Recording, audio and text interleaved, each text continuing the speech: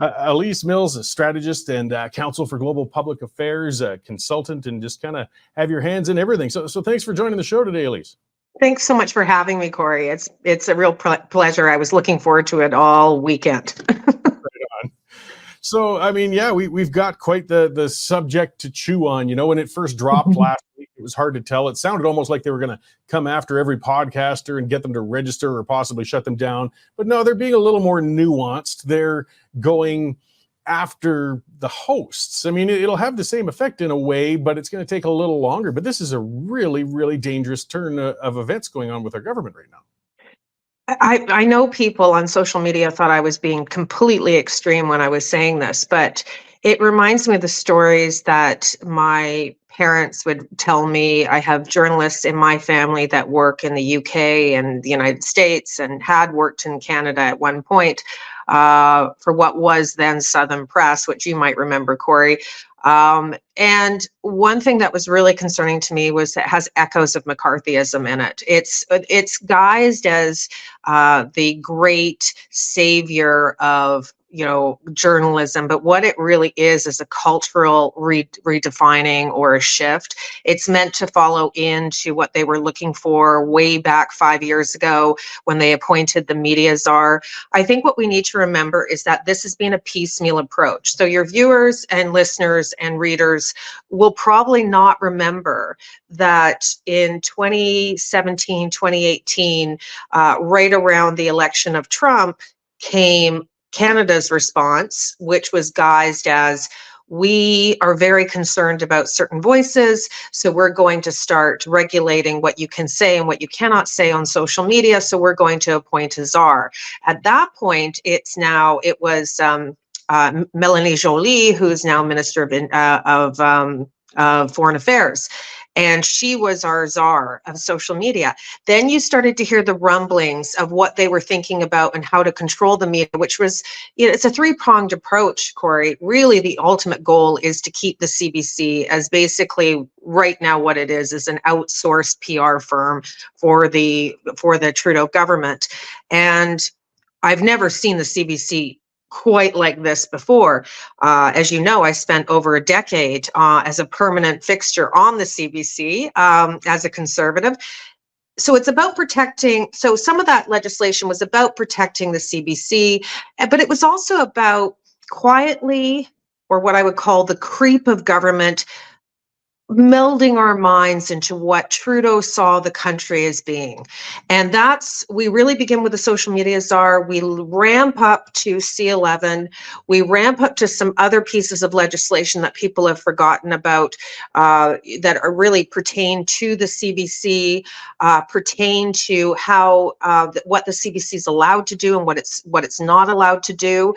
The CBC has only lost once in the court at the old CRTC, which was really about what they were trying to produce, which was almost like a digital print sheet, right?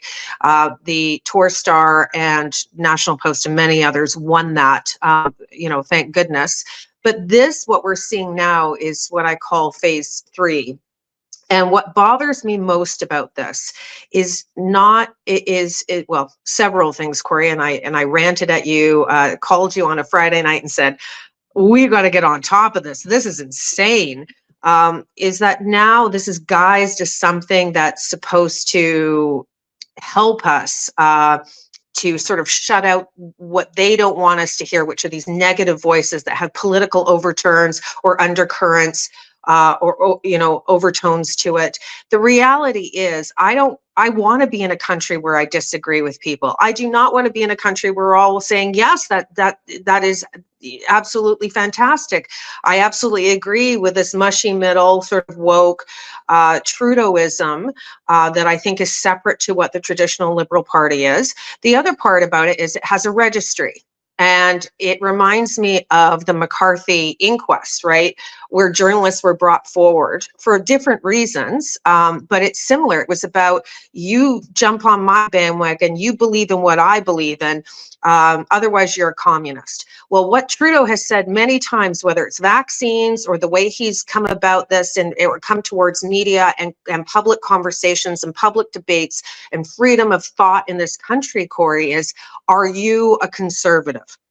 And if you are, you're a misogynist, you're an anti-vaxxer, you're, so on and so on and so on. And I mean, he's compared people that have questioned his policies to being Nazis, to being homophobic, to being misogynist, to being people that are racist.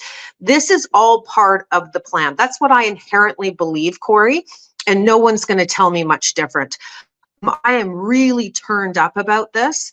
I think this is not only overreach, this is an abuse of what's supposed to be an independent institution in this country, which is the CRTC, which is to help us navigate the ever-changing media landscape. And that includes the digital space, and that includes podcasts. And quite frankly, all you're doing is pushing people out. You're not embracing more diverse opinions. So it's government creep. It is a hidden agenda. Absolutely. I've heard many conservatives talk about hidden agendas before. This is really one of the first that I'll say, yeah, this is it. This is a hidden agenda. Absolutely. And he's going to leave a legacy, and he's going to bare knuckle this, white knuckle this, all the way to him getting kicked out of office. And it's going to take the Conservatives years to untie or untangle us from the precedents that this legislation or the legislations that we've seen pass forward and the regulatory changes that have been made. It's going to take us years because, as you know, Corey, once you take that giant leap forward, it's really hard to put the genie back in the bottle. Well, that's it. And Canadians have voted with their eyes and their ears on media. The world is changing. The CBC is a dinosaur sitting there taking over $1 billion a year, plus dipping into the advertising market. Yet their ratings are terrible. There's not many people actually consuming their content. But rather than change their content, what the government wants to do is take away the alternatives. And that's the competition. Gets odious. Yes. And I get frustrated. I've seen you on X, Twitter, talking about it. People saying, "Oh, it's just the ones that make 10 million a year or more." No. That's where they start. And then those are the hosts. Those are the platforms that host all these different voices. It's not about Joe Rogan. Okay. I mean, and for example, that's a great example of what I can and cannot get behind, or why I'm doing this. Joe Rogan speaks, and most of the time I'm sort of cringing because, you know me, Corey, I live at the intersection of the law, legislation, precedent of parliament, all that sort of good stuff. And then, I mix it all in with what I think we need as not only Western Canadians, but what we need as a change for this country. So when I listen to Joe Rogan, especially his advice on what you should be taking during COVID, I just wanted to pull my hair out. But would I ever get behind anything that makes it difficult for him to have his voice heard in this country? No. The same can be said about many of the far left groups that I have to listen to, or even the hosts that I listen to on the mainstream media that have significantly changed in the last few weeks, especially out here in Western Canada. I can't even believe what I'm listening to sometimes. But it's important to scream at your radio. It's important to have to fight, to get up and feel that feeling that you want to have your voice heard. You want to be able to match it. You want to be able to duel with people on it, and you want to be able to debate the issues that are at hand. Here's what the Trudeau Liberals will tell you. This is a bunch of conservatives that want to prop up the right-wing agenda. No, what this is this conservative, and I'm sure you as well, Corey, I know you as well, many of the people we know, many of the people we've worked with, everybody's going to stand arm in arm with NDPers, Liberals. It doesn't matter. The point is, you will not, on my watch, have your rights reduced. You will not lose your right to freedom of expression. I will not say freedom of speech because that's not a Canadian term, but freedom of expression is. You will not lose constitutional rights. Government creep under Trudeau has become a significant crisis of democracy, against democracy in this country. And I'm not afraid to say it anymore. Yeah, well, and this is a solution looking for a problem. Like, is it people pointing, oh, we've got to stop misinformation or hate? Well, hang on. We've already got legislation. If I was spreading hate or inciting violence or hatred or slandering somebody, there's all sorts of legal recourse that I'll be subjected to, that I'm going to pay some consequences for acting like that, for inciting. Warren Kinsella, the pundit, is a prime example of the king of the watchdogs on, be careful what you say. Nobody has lost their ability to sue somebody or to contact the police. You even look at Twitter now. The reality is this is simply Trudeauisms. This is a Trudeau policy. He's trying to change the culture of the country. And I think at a time where Canadians are stopping dead in their tracks saying, wait a second, there's lots of things going on where this country is being pulled in several directions. Parents have their own concerns. The rights of a few have outnumbered the rights of the whole. And I don't understand what the end game is into attacking media the way that he has. I mean, the way that things have gone from Bill C-11, they have been absolutely a gigantic, enormous failure. We've had failures on the foreign policy stage. Canada tripped, fell on its face, and the whole country the whole world tried not to laugh. The other part to this is he talks about freedom of expression and everybody having a right to an opinion, everybody having the right to say what they want to say, but in fact, Trudeau has worked very hard at limiting the avenues for people like yourself, Corey, or anyone else to be able to express that opinion. And, the legislation, C-11 and its sister and companion legislation have but crippled and killed the Canadian media industry. The only group that's surviving is the CBC. I recommend your viewers and those who follow you on Twitter and your readers go and check out the release of the CBC's Ombudsman's annual report about the CBC and their rebuttal. You'll see the losses in there. You'll see the complaints in there. If that's our media of record in this country, we are up the creek without a paddle, Corey. Yeah, and the CBC is just gotten terrible. I mean, they've always had a leftward lean. That's nothing new. That was around since the 80s when I grew up. But it's tilted in this last 10 years to a point that it truly has become a government organ. And I know the reporters chafe every time I call them people working for the state broadcaster. But until they can start demonstrating otherwise, this is no longer even slightly an independent news outlet any longer. And it's costing us a fortune. I think everybody has a dog in this fight. If you're mad at the CBC, this is a great way to jump in and raise your voice again. But what I'm really here to say is that forget about the little schoolyard scraps that you've had maybe with, you don't like Trudeau, the truckers convoy wasn't a schoolyard scrap. It's sort of part hand in glove with some of this stuff. But, this is the big kahuna. This is the one piece of regulation which should have come through legislation, because there's a piece of the Constitution that requires, if he's going to search for more money through taxation, whatever, that requires him to go through Parliament and then have it passed, obviously, through the Senate. He hasn't done that. What he's done is he's manipulated and interfered with what is supposed to be an independent regulatory body in Canada. I'm not surprised. Nothing stops him. But this is an absolute overreach and creep into your fundamental rights for freedom of expression and your basic civil liberties.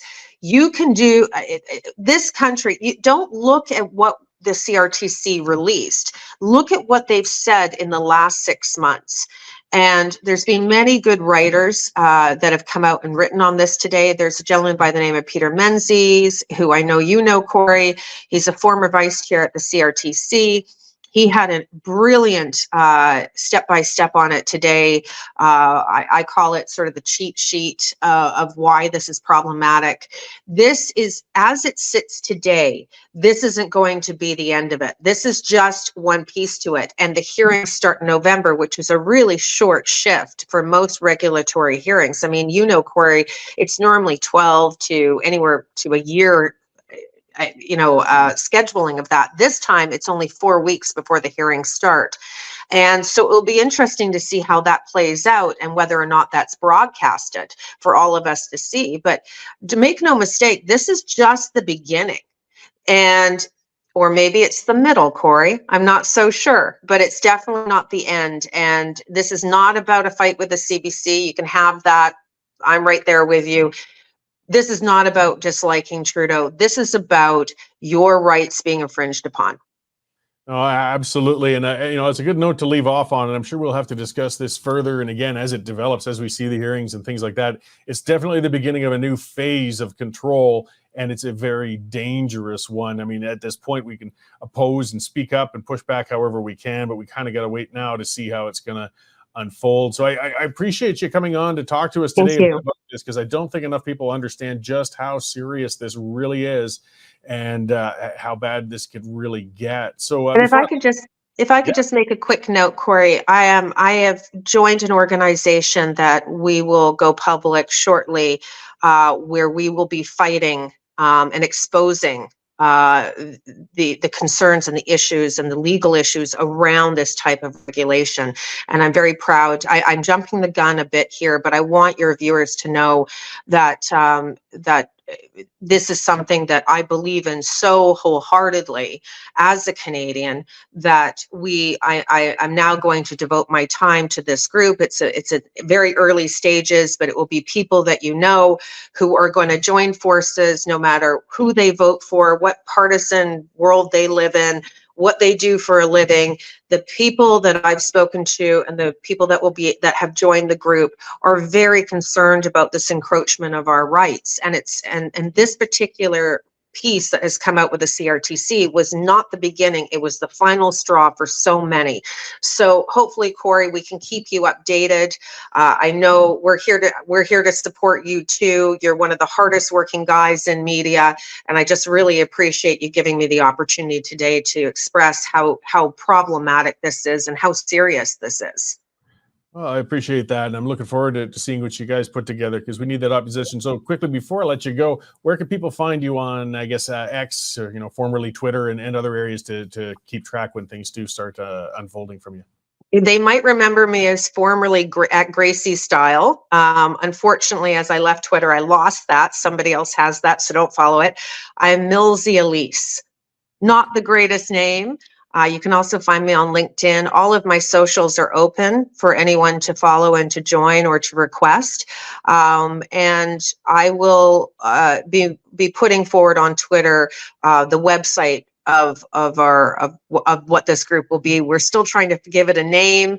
It's a little bit of a ragtag group right now, but we're hoping that we'll be able to really get in there and influence public opinion in the sense of why you need to pay attention to this. So yeah, come and follow me on Twitter and enjoy the ride. It's getting feisty in there. And as Corey knows, I'm watching Corey's account and always ready to back you and jump in at a moment's notice, but you rarely need it. That's my favorite playground. All right.